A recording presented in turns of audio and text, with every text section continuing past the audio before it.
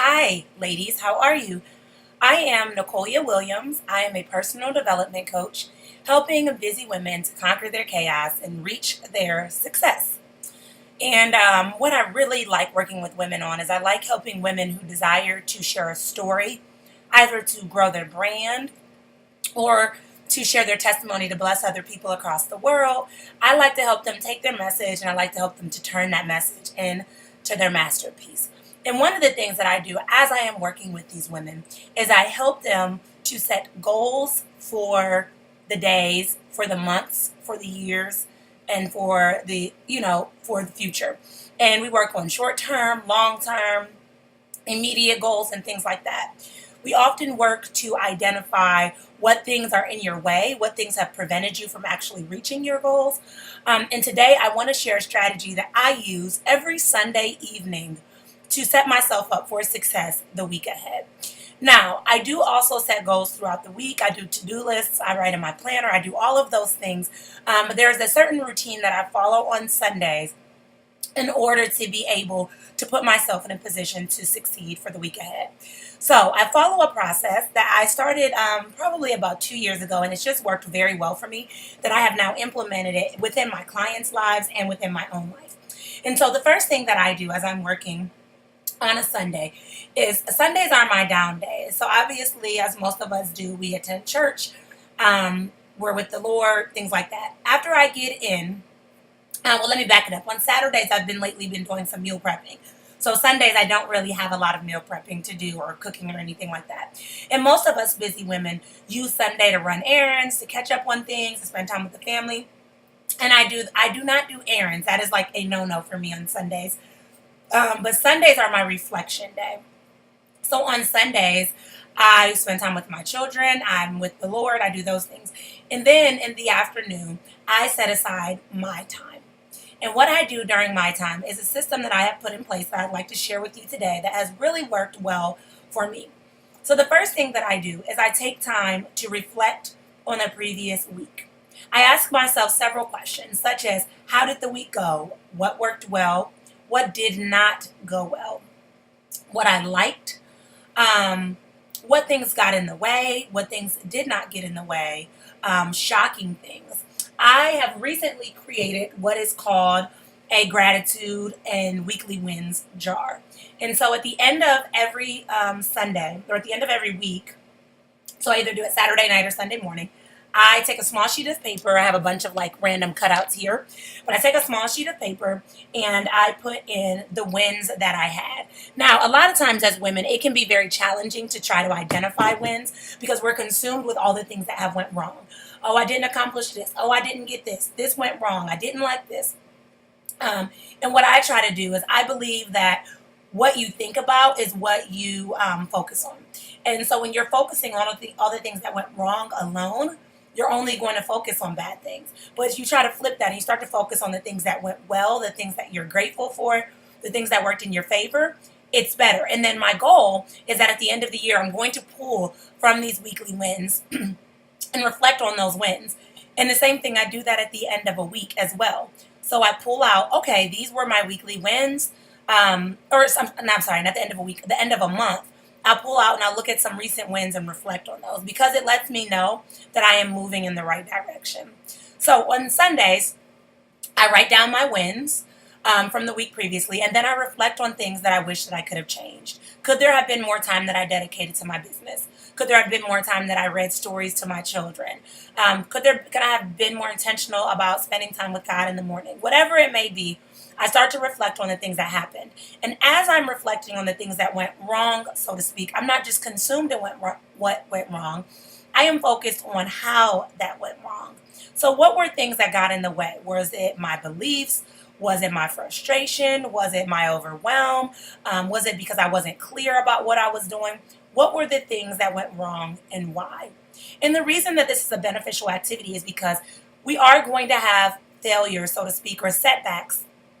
But unless we're reflecting on those and learning why we had those setbacks, why there were things that went wrong, we're not going to make the change to prevent those things from happening in the future. And obviously, you want to make sure that you're not repeating behavior. And unless you're reflecting on it regularly, you're likely to repeat it.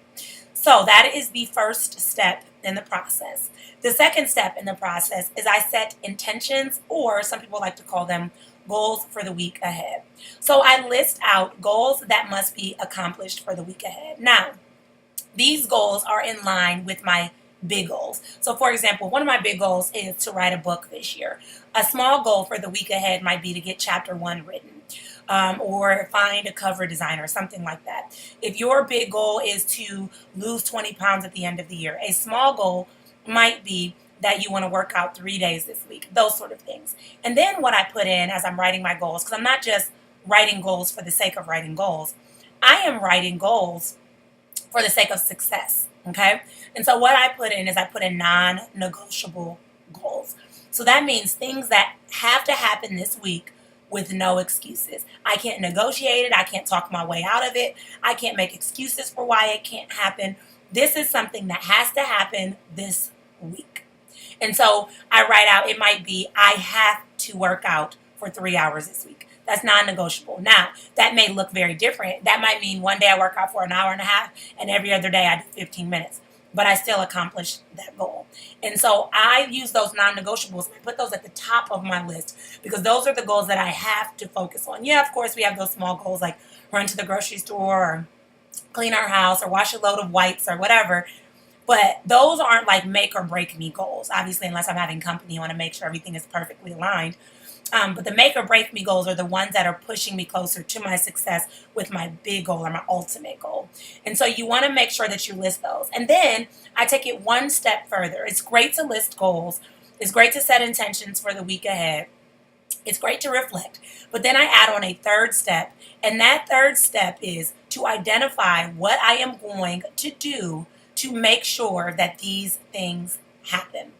And so what I do is I list all of the things. So I might say that I have to check my planner daily. That isn't a goal that I write out every single day. I may say that I need to check in with my accountability partners to make sure that they're holding me accountable to the things that I set out to do. I may say that every day at 8 o'clock, I need to turn my phone off for 30 minutes so that I can read and do story time with my children and I'm not distracted. Whatever it is, you want to make sure that you are writing down the steps that you are going to take to make sure that those things come to fruition, that they happen. And so I want you personally to take this process and I want you to break it down and I want you to apply it to your life this week. I want you to sit down and I want you to reflect on your previous week. Where did you succeed? Where did you fall short? And what can you learn from those experiences? Number two, I want you to set goals and I want you to set intentions for the week that is coming forth. What are the things that have to happen? What are the non-negotiable goals that you cannot get through this week without letting happen? And what are the goals that you would like to happen if you get some extra time to make them happen? And then finally, I want you to identify a plan. You cannot reach goals without taking action, and action takes a plan. You can't just kind of go about reaching your goals all willy-nilly. One day I'll try this, one day I'll try that, one day I'll try this, one day I'll try that. You have to be very intentional about it. And that's where a plan comes in place because a plan allows you to set a system up that you can now follow, that you sort of have a blueprint to follow, that you are more guaranteed to reach the success that you desire. So that is my process for you this week. I want you to go forward and I want you to check that out.